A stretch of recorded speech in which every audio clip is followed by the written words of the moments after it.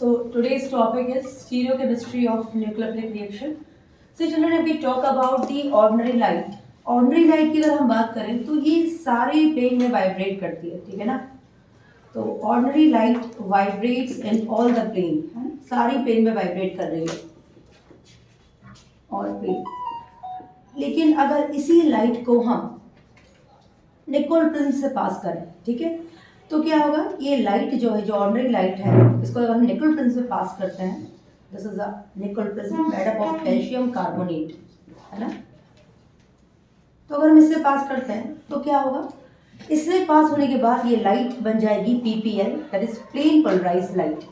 ऐसी लाइट जो एक ही प्लेन में वाइब्रेट करती है, ठीक है। ये ऑर्डिनरी लाइट को जब मैंने किससे पास किया, निकोल प्रिज्म से पास किया, तो ये किस में कन्वर्ट हो गई, प्लेन पोलराइज्ड लाइट या मोनोक्रोमेटिक लाइट, है ना। मोनोक्रोमेटिक लाइट, मोनोक्रोमेटिक लाइट या प्लेन पोलराइज्ड लाइट, मतलब द लाइट विच वाइब्रेट इन और इन वन प्लेन ओनली, है ना, एक ही प्लेन में जो वाइब्रेट कर रही है, that is plane polarised light. अब दो substance which can rotate this plane polarised light are known as optically active substance, है ना। ऐसे सब्सटेंस जो इस पीपीएल को, जो एक ही प्लेन में वाइब्रेट कर रही है, उसको भी रोटेट कर दें, तो ऐसे सब्सटेंस को हम कहा करते हैं ऑप्टिकली एक्टिव सब्सटेंस, ठीक है। अब क्वेश्चन ये आता है कि क्या होते हैं ऑप्टिकली एक्टिव सब्सटेंस या कंपाउंड या मॉलिक्यूल्स। तो ऐसे मॉलिक्यूल्स बच्चों जिनके पास होता है chiral carbon. What do you mean by chiral carbon? The carbon which is sp3 hybridized and whose all the four valencies are different. For example, अगर मैं ले लूँ ब्यूटेन 2-ऑल, है ना, ब्यूटेन 2-ऑल में देख रहे हो all three या all four valencies are different। एक क्या है देखो, CH3 है, एक H है, एक C2H5 है और एक OH। तो all the four valency of this carbon is different, so this carbon is chiral carbon, ठीक है, which is denoted by this sign. So the optically active substance contain the chiral carbon and the substance which rotate this PPL towards right hand side, ऐसे substance जो PPL को, plane polarised light को right hand side rotate करते हैं, ऐसे substance को हम बोलते हैं डेक्स्ट्रो रोटेटरी, है ना, डेक्स्ट्रो रोटेटरी। तो ऐसे ऑप्टिकली एक्टिव सब्सटेंस जिनके पास क्या होता है, जिनके पास chiral कार्बन होता है, अगर ऐसे सब्सटेंस से हम, अगर ऐसे सब्सटेंस, सपोज करो ये पोलरीमीटर ट्यूब है और इसके अंदर मैंने क्या रखा है बच्चों, ऑप्टिकली एक्टिव सब्सटेंस रखा है ना, ऑप्टिकली एक्टिव सब्सटेंस रखा है। ये सब्सटेंस की खासियत क्या है, अभी मैंने बताया आपको, इन सब्सटेंस के पास क्या होता है, कायरल कार्बन होता है। क्या होता है कायरल कार्बन? वो कार्बन जिसकी चारों वैलेंसीज डिफरेंट होती हैं, उसे हम कायरल कार्बन कहते हैं। तो अगर मैं पीपीएल, प्लेन पोलराइज्ड लाइट, ऐसी लाइट जो एक ही प्लेन में वाइब्रेट करती है, अगर उस लाइट को मैं इस ऑप्टिकली एक्टिव सब्सटेंस से पास करूं, तो तीन पॉसिबिलिटीज हैं। एक पॉसिबिलिटी क्या है, या तो ये लाइट सीधी चली जाए, अगर ये लाइट स्ट्रेट चली गई इसका मतलब ये ऑप्टिकली इनएक्टिव सब्सटेंस है। लेकिन अगर ये यही लाइट राइट हैंड साइड में रोटेट हो गई तो मतलब ये सब्सटेंस आपका ऑप्टिकली एक्टिव है। अगर ये लाइट अगर लेफ्ट हैंड साइड पे रोटेट हो गई तो भी ये सब्सटेंस आपका ऑप्टिकली एक्टिव है। तो ये सब्सटेंस अगर लाइट को राइट हैंड साइड घुमा रहा है, इसका मतलब ये क्या है बच्चों, ये डेक्स्ट्रो रोटेटरी है। इसको हम स्मॉल डी या पॉजिटिव साइन से डिनोट करते हैं। लेकिन अगर यही सब्सटेंस पीपीएल को लेफ्ट हैंड साइड घुमा रहा है तो इसे हम लिवो रोटेटरी या माइनस साइन से डिनोट करते हैं, है ना। तो let us take one example. Example हम ले लेते हैं, ठीक है। Suppose if I would take an example of butane 2-ऑल, है ना, ब्यूटेन 2-ऑल, इसके पास एक CH3 लेते हैं, एक OH, एक C2H5 और OH। This carbon is chiral carbon because इसकी चारों वैलेंसीज अलग अलग, ठीक है।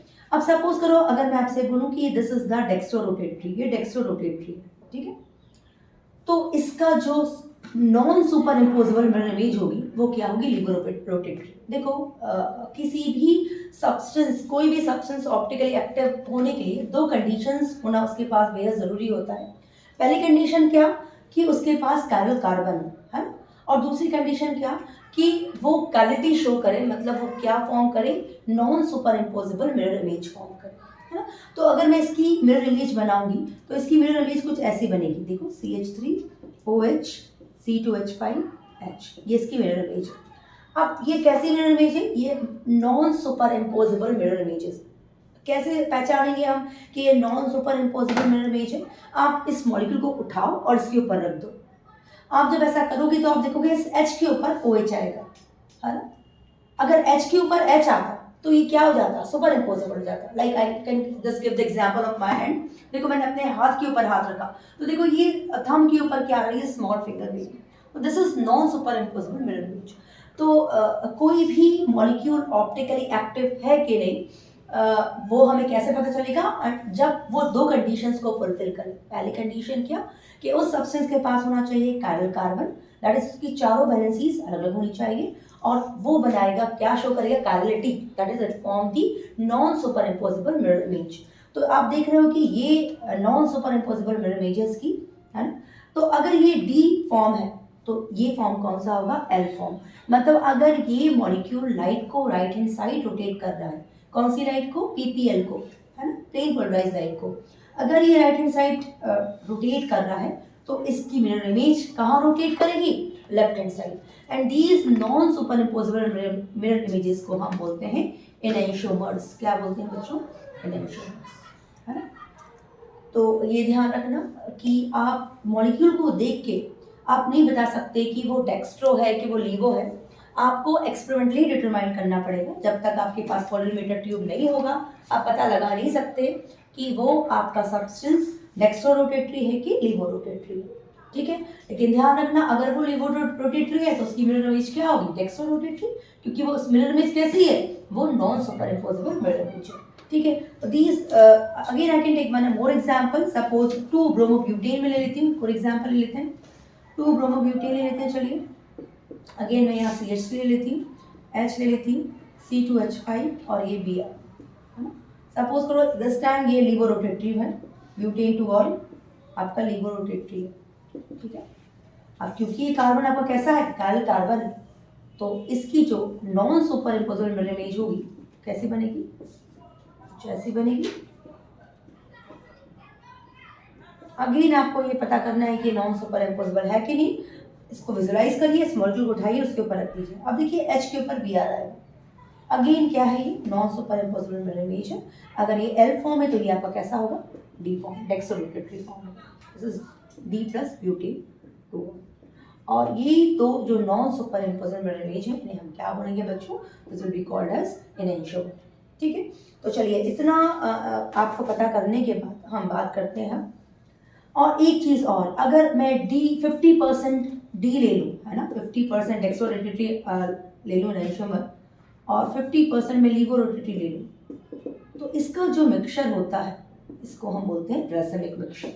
ठीक है, और ये कैसा होगा? ये ऑप्टिकली इनएक्टिव होगा। क्यों? क्योंकि अगर 50% आपका आइसोमर लाइट को राइट हैंड साइड घुमाएगा तो 50% लेफ्ट हैंड साइड घुमाएगा, और लाइट जो है वो कहीं नहीं घूमकर सीधी चली जाएगी। मतलब ये जो रेसिमिक मिक्सचर होता है ये ऑप्टिकली इनएक्टिव होता है, जैसे हम एक्सटर्नल कॉम्पेंसेशन भी कहते हैं। ठीक है, चलिए तो let us talk about the stereochemistry of SN1 reaction की बात करते हैं हम। तो चलिए अगर मैं बात करती हूँ SN1 रिएक्शन की तो मैं एग्जाम्पल ले लेती हूँ। मैंने ले लिया CH3, है ना, एक ले लिया C2H5, यहाँ ले लिया मैंने C3H7, ठीक है, और यहाँ ले लिया मैंने Br। अब यहाँ पर ये SN1 का मैकेनिज्म है तो आप सबको पता है कि it takes place in 2 step. तो the very first step is the formation of carbocation. तो जो पहला स्टेप होगा वो क्या होगा? फॉर्मेशन ऑफ कार्बोकैटायन होगा। उसमें क्या होगा मुझे बताओ? उसमें फॉर्मेशन ऑफ कार्बोकैटायन में क्या होता है? इन the presence of polar protic solvent जो आपका CX बॉन्ड है वो ब्रेक हो जाता है ना, और आपका कार्बोकैटायन का फॉर्मेशन हो जाता है। This will be your carbocation. ये कार्बोकैटायन आपका कैसा होता है? प्लेनर स्पीशीज है। क्योंकि ये प्लेनर स्पीशीज है, एक ही प्लेन में है, तो यहाँ पर आपका जो इनकमिंग न्यूक्लियोफाइल है वो दोनों साइड से ही अटैक कर सकता है। ठीक है, वो ऊपर के साइड से भी अटैक कर सकता है, वो नीचे के साइड से भी अटैक कर सकता है। तो क्योंकि वो दोनों साइड से अटैक कर सकता है तो आपको यहाँ पर क्या मिलेगा? 50% डेक्सोरोटेटरी फॉर्म मिलेगा और 50% लीवोरोटेटरी। इन शॉर्ट आपको SN1 में क्या मिलेगा? Racemic mixture. तो जो आपका नेक्स्ट स्टेप होगा वो यहाँ पर क्या होगा? आपका न्यूक्लियोफाइल अटैक करेगा and you will get a mixture of 2 enantiomer that is known as racemic mixture. 50% will be D form and 50% will be L form.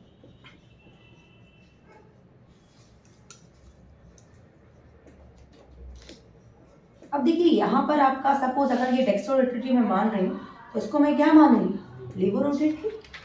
और एक बात देखिए यहाँ पर जो आपका आपका जो न्यूक्लियोफाइल है उसकी सेम पोजीशन है जो पुराने न्यूक्लियोफाइल की, तो इसको आप क्या बोलेंगे, रिटेंशन, है ना।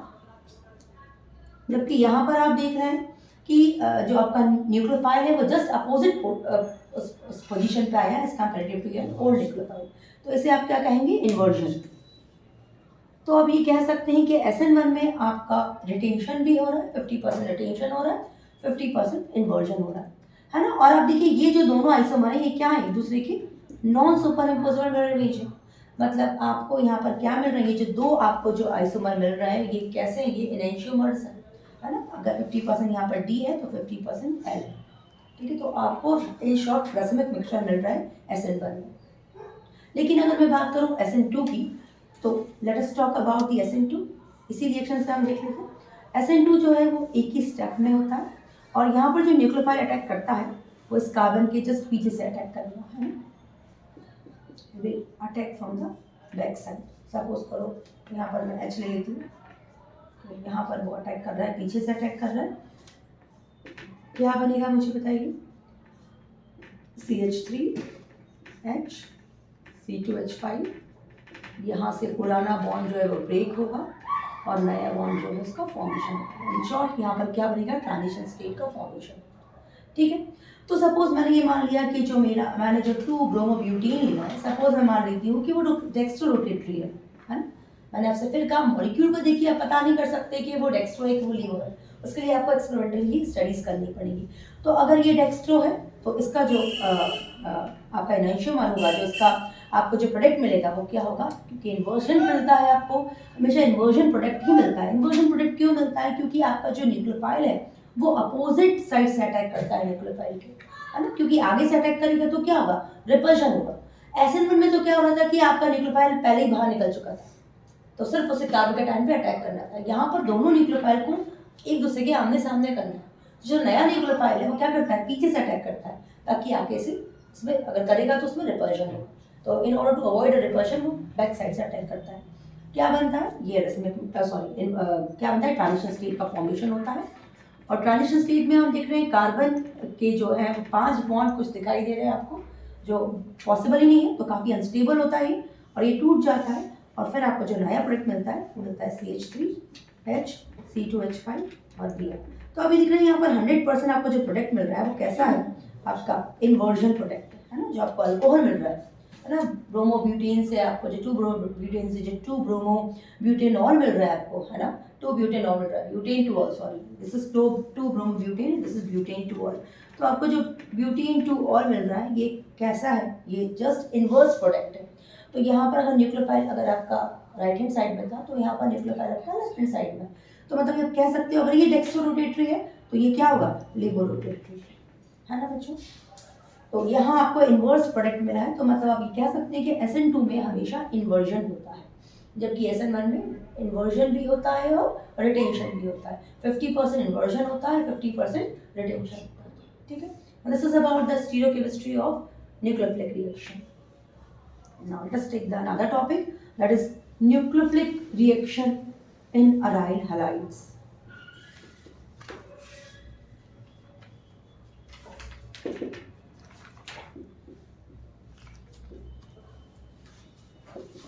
तो देखिए अराइल हलाइड जो है उसमें न्यूक्लियोफिलिक रिएक्शन की पॉसिबिलिटी एकदम नेग्लिजिबल होती है।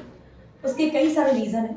तो पहला रीज़न क्या है कि benzene is a rich source of pi electron. जो बेंजीन है वो पाई इलेक्ट्रॉन से रिच है, तो जो इनकमिंग न्यूक्लियोफाइल होगा, है ना, वो क्या करेगा, रिपल्शन फील करेगा। ये जो पाई इलेक्ट्रॉन है इसे रिपल करेंगे, है ना, न्यूक्लियोफाइल को। तो पहला रीजन तो ये है कि there will be the repulsion between the pi electron of the benzene ring या pi electron of the chlorobenzene and the incoming nucleophile, so the nucleophilic reaction can not take place easily. अगर मैं बात करूंगी दूसरा reason, तो दूसरा reason यहाँ पर होता है रेजोनेंस। चलिए होता क्या है, आपके हेलोरीज में या अराइल हलाइड में आपके जो लोन पेयर प्रेजेंट होते हैं हेलोजन में, वो क्या करते हैं, वो रेजोनेंस शो करते हैं। तो बिकॉज ऑफ रेजोनेंस क्या होता है, यहाँ पर partial double bond character develop हो जाता है बिटवीन कार्बन एंड हेलोजन। तो यहाँ कार्बन और हेलोजन के बीच में क्या होता है, partial double bond character develop हो जाता है। तो पार्शियल डबल बॉन्ड, अब देखिए ना, आप सिंगल बॉन्ड को तोड़ना ही काफी मुश्किल होता है, अगर डबल बॉन्ड बन गया तो उसको तोड़ना और मुश्किल होगा। तो अभी कह सकते हो कि because of the resonance there is a partial double bond character between the carbon and halogen, therefore the nucleophilic reactions are not possible in aryl halide। तो ये दूसरा रीजन हो गया। तीसरा रीजन की बात करें, अगर हम सपोज हमने बहुत जोर जबरदस्ती करके हमने ये बॉन्ड तोड़ भी दिया है ना, हाई टेम्परेचर हाई प्रेशर लगाकर हमने बॉन्ड तोड़ भी दिया, तो आप SN1 तो इससे कर ही नहीं सकते। SN2 की पॉसिबिलिटी है कि बहुत हाई टेम्परेचर प्रेशर पे आप SN2 करवा दें, बट SN1 के लिए आपको क्या बनाना पड़ेगा, कार्ब के टाइम। और आप जानते हैं कि किसी भी इलेक्ट्रोनेगेटिव एटम के ऊपर पॉजिटिव चार्ज हाईली अनस्टेबल होता है। तो ये जो कार्बन का जो ये कार्बन है बेंजीन रिंग का, ये क्या है, sp2 हाइब्रिडाइज्ड। तो sp2 हाइब्रिडाइज्ड कार्बन तो काफी इलेक्ट्रोनेगेटिव होता है, तो उसके ऊपर पॉजिटिव चार्ज कभी भी स्टेबल नहीं होगा। मतलब इन शॉर्ट आप कहेंगे कि the phenyl carbocation highly unstable, and क्योंकि फिनाइल कार्बोकेटायन बहुत ज्यादा अनस्टेबल होता है, इसलिए ये न्यूक्लियोफिलिक रिएक्शन अराइल हाइलाइड में पॉसिबल नहीं। तो ये तीसरा रीजन हो गया।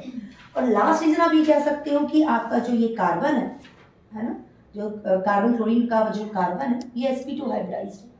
तो sp2 हाइब्रिडाइज्ड है मतलब हाईली इलेक्ट्रोनेगेटिव है। तो अभी कह सकते हो जो कार्बन और क्लोरीन का जो बॉन्ड होगा वो काफी स्ट्रांग होगा, और इतना स्ट्रांग होगा कि वो आसानी से नहीं टूटेगा। तो ये फोर्थ रीजन हो गया कि क्यों बहुत मुश्किल है न्यूक्लियोफिलिक रिएक्शन करवाना किसमें, अराइल हाइलाइड में। तो एक बार चारों रीजन हम फिर से रिपीट करेंगे। पहला रीजन क्या था, why the nucleophilic reactions are not possible in aryl halide. पहला रीजन क्या है कि there will be the repulsion between the incoming nucleophile and the pi electron of the benzene ring. दूसरा रीजन आप क्या बोलोगे, ड्यू टू रेजोनेंस कार्बन और halogen में क्या डेवलप हो जाता है, डबल बॉन्ड कैरेक्टर डेवलप हो जाता है, due to which it is quite tough to break this double bond, है ना। So nucleophilic reactions cannot take place easily in aryl halide। तीसरा रीजन क्या है कि the carbon carrying the halogen is sp2 hybridized, it is highly electronegative। So carbon chlorine का जो bond length होती है वो काफी छोटी हो जाती है ना, और जितनी छोटी बॉन्ड होगा उसको तोड़ना, उसकी बॉन्ड डिस्ट्रीब्यूशन एंथैल्पी उतनी ज्यादा होगी, उसकी BDE उतनी ज्यादा होगी। तो क्योंकि इसकी बॉन्ड स्ट्रेंथ बहुत ज्यादा होती है तो उसको तोड़ने में काफी एनर्जी लगती है। तो ये तीसरा रीजन हो गया कि why it is quite difficult for nucleophilic reactions to take place in aryl halide।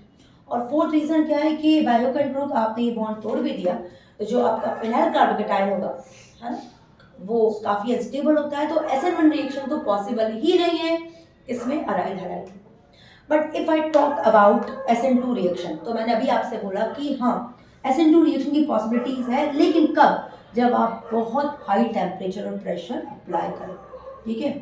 तो सपोज ये आपका अराइल हाइलाइड है और आपने हाई टेम्परेचर पास किया, लाइक अबव 663 केल्विन टेम्परेचर, है ना, आपने हाई प्रेशर अप्लाई किया 300 एटमॉस्फेयर प्रेशर, आपने स्ट्रॉन्ग न्यूक्लियोफाइल यूज किया NaOH, तो पॉसिबिलिटी है कि आप इसमें SN2 कर पाए।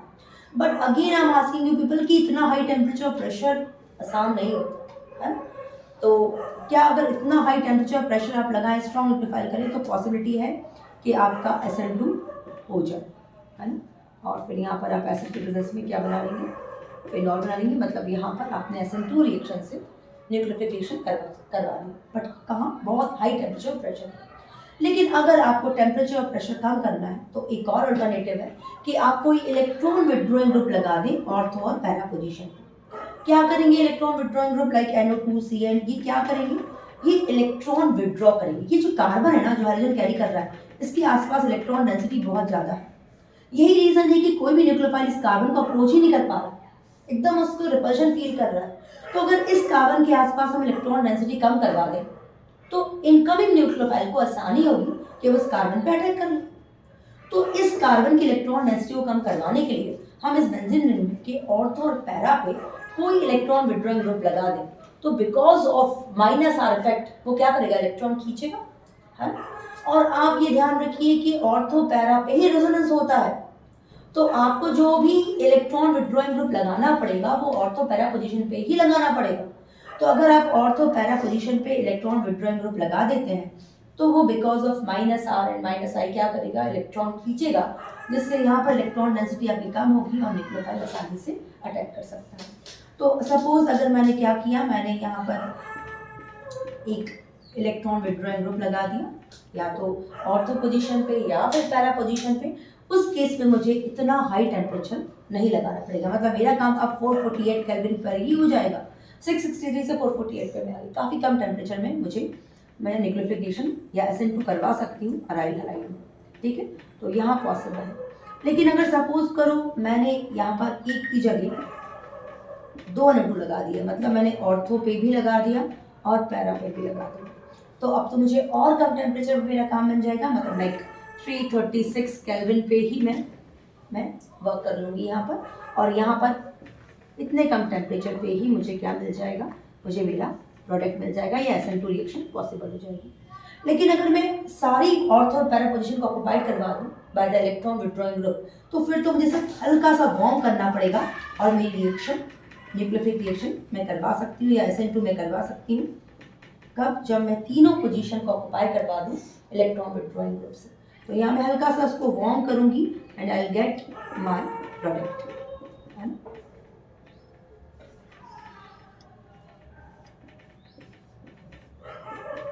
तो मुझे मेरा प्रोडक्ट मिल जाएगा हल्का सा वार्म करने पे, because of the presence of 3 electron withdrawing group and ortho and para position. Got it? So this is about your nucleophilic reaction in aryl halides. Next topic is elimination reaction. ठीक है, तो जब alkyl halide की reaction हम किसी भी strong base से या वीक बेस से करवाते हैं, सपोज मैंने ले लिया यहाँ पर अल्कोहलिक क्यूरेज, तो बेस का काम क्या होता है? बेस का काम होता है टू रिमूव द प्रोटॉन या टू एक्सट्रैक्ट द प्रोटॉन, है ना।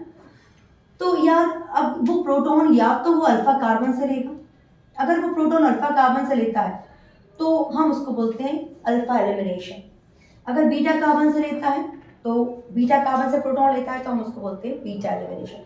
तो हमारी सिलेबस में जो है वो है बीटा एलिमिनेशन रिएक्शन। तो यहाँ पर क्या होता है, अल्कोहलिक क्यूएच का जो OH नेगेटिव है वो आता है और बीटा हाइड्रोजन को यहाँ से एक्सट्रैक्ट कर लेता है, ठीक है, बीटा हाइड्रोजन को एक्सट्रैक्ट कर लेता है और यहाँ से इस वाले हेलोजन का, because it is highly electronegative, it takes the both the electron of toward itself and moves out. तो यहाँ से हेलोजन बाहर निकलता है, तो इस कार्बन पे आता है पॉजिटिव चार्ज और यहाँ से ये प्रोटॉन एक्सट्रैक्ट किया जाता है इस बेस के साथ, तो इस कार्बन पे आता है नेगेटिव चार्ज। ये पॉजिटिव और नेगेटिव कार्बन क्या मिलके बना लेते हैं, डबल बॉन्ड। तो इन शॉर्ट अल्कीन का फॉर्मेशन होता है एलिमिनेशन रिएक्शन में।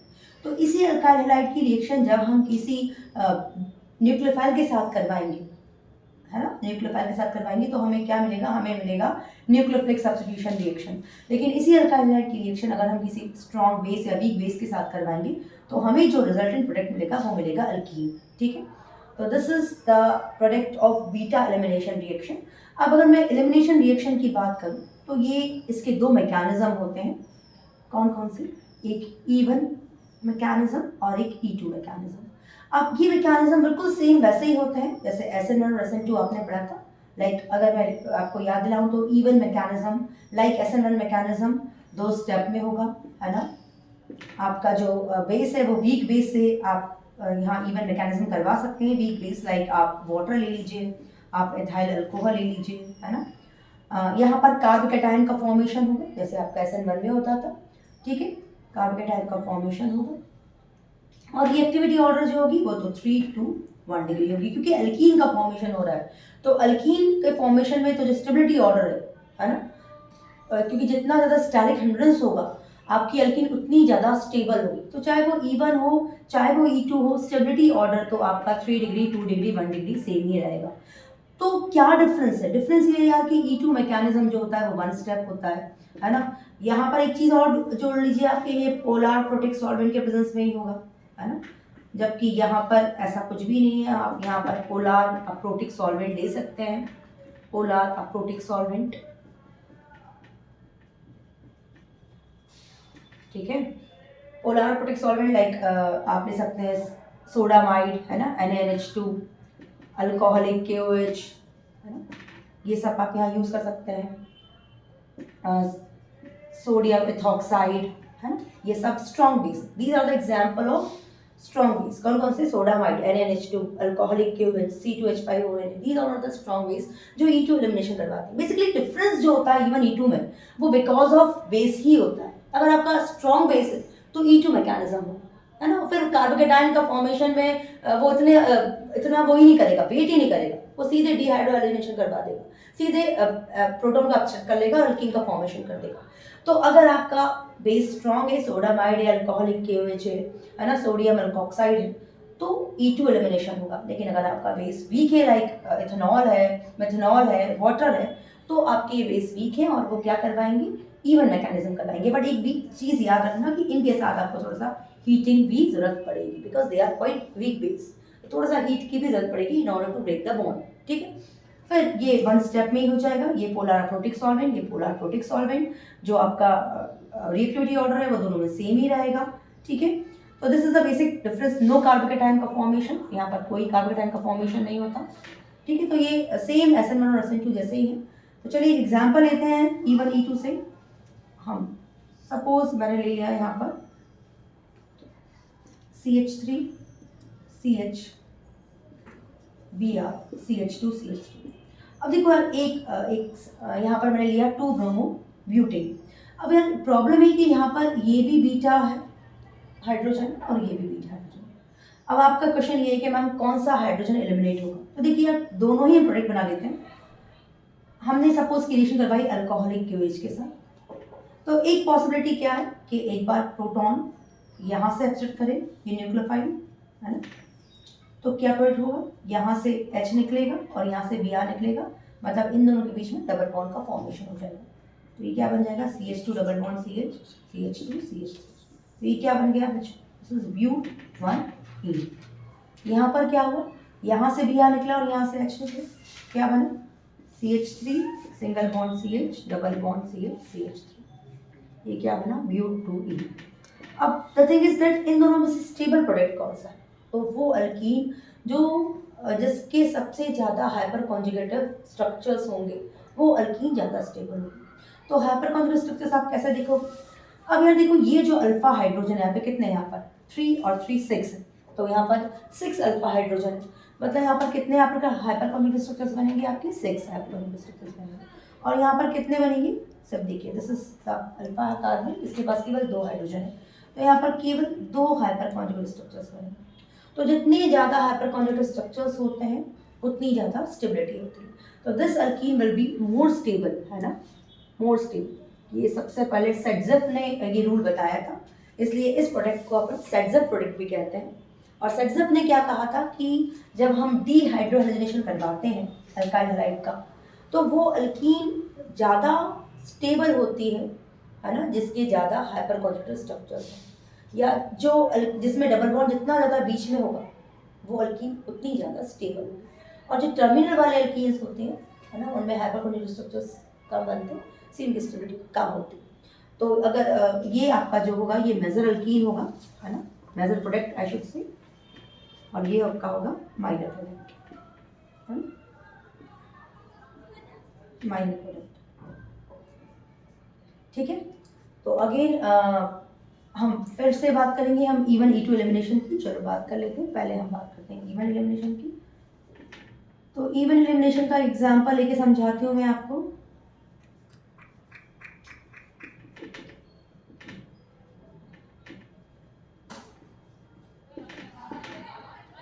सपोज मैंने लिया यहाँ पर टर्शरी ब्यूटाइल ब्रोमाइड, तो क्योंकि E1 एलिमिनेशन है तो फर्स्ट स्टेप क्या होगी? Formation of carbocation. सबसे पहले क्या होगा? आपका बेस आएगा। बेस आप यहाँ पर इथेनॉल ले लीजिए, थोड़ा सा आपको हीट करना पड़ेगा। क्या होगा? आपका कार्बोकेटाइन का फॉर्मेशन होगा। इन the presence of polar protic solvent carbon और हाइड्रोजन का बॉन्ड ब्रेक होगा और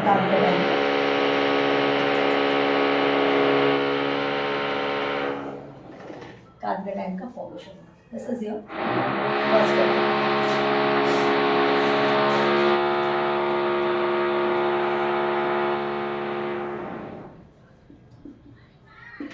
स्टेप में क्या होगा,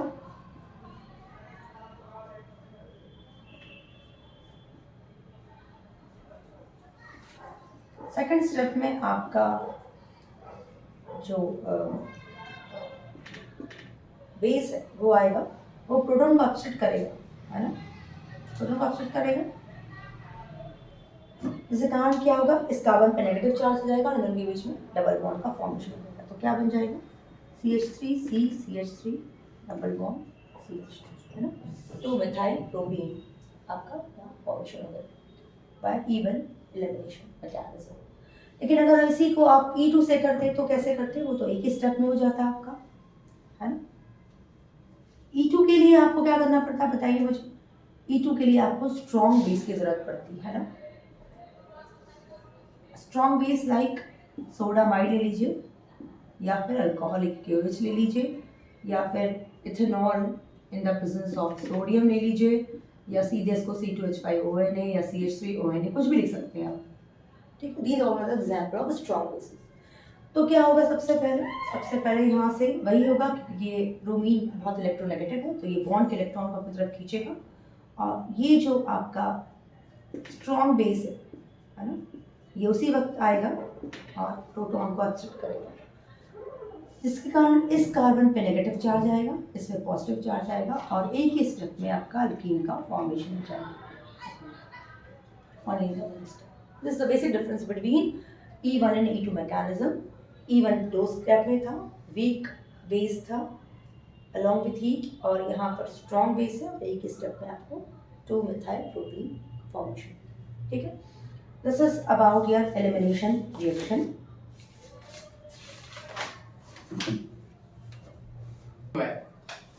चलिए, तो electrophilic substitution reaction in halogens पढ़ेंगे हम लोग। तो होता क्या यार, हैलोजेंस में जो हैलोजेंस होते हैं उनके पास क्या होता है, लोन पेयर होता है। तो because of plus are effect क्या होता है, इलेक्ट्रॉन डेंसिटी बढ़ जाती है बेंजीन रिंग के, specially ortho and para position, है ना।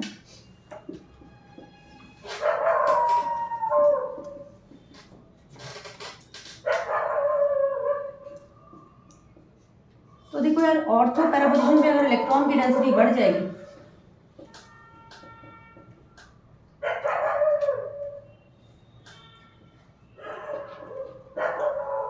तो इलेक्ट्रोफाइल आसानी से इस ऑर्थो पैरा पे क्या करेगा, अटैक कर पाएगा। बिकॉज इलेक्ट्रोफाइल को क्या चाहिए, इलेक्ट्रॉन्स, और ये इलेक्ट्रॉन्स जो है इनकी डेंसिटी कहाँ बढ़ गई, बिकॉज ऑफ रेजोनेंस ऑर्थो और पैरा पोजीशन पे। तो इस कारण से ऑर्थो पैरा पोजीशन पे जो है वो इलेक्ट्रोफाइल जो है वो क्या कर देते हैं, अटैक कर देते हैं। इसलिए अराइल हैलाइड में क्या होता है, इलेक्ट्रोफिलिक सब्स्टिट्यूशन रिएक्शन होता है, ठीक है।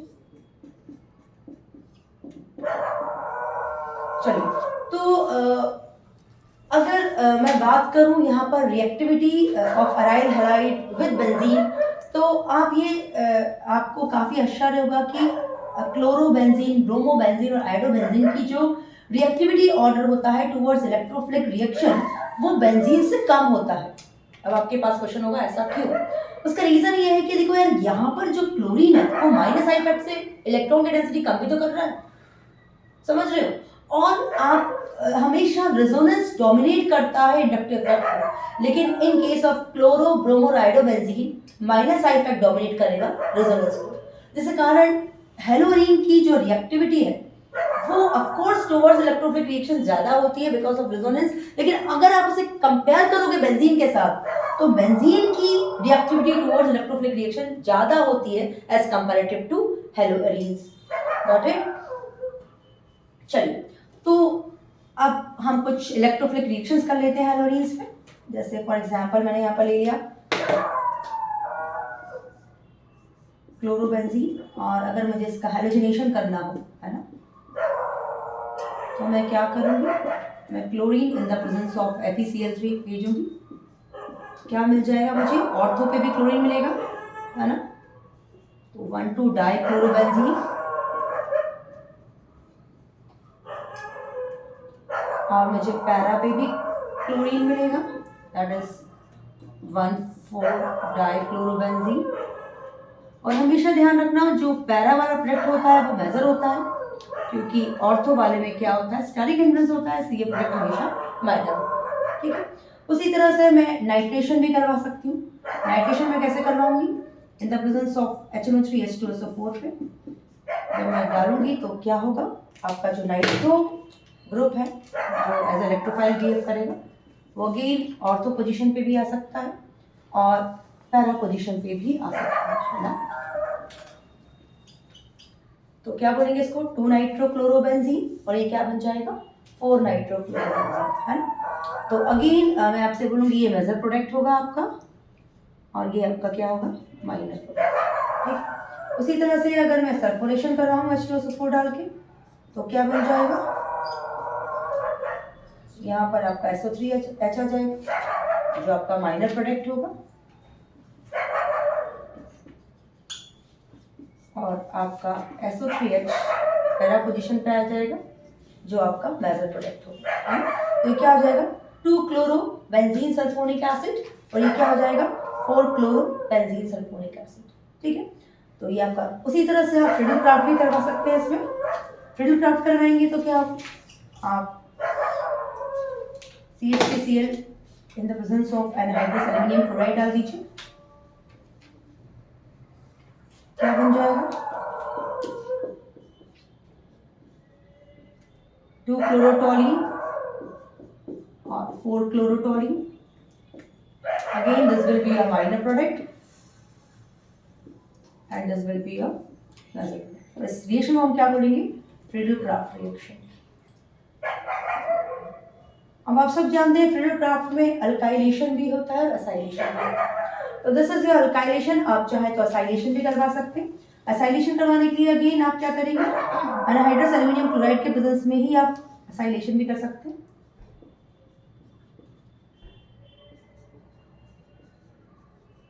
जिसमें आप acyl group that is CH3COCl, जो CH3CO है ये असाइल ग्रुप होता है, इसका एडिशन हो जाएगा ऑर्थो पोजीशन पे या फिर पैरा पोजीशन पे,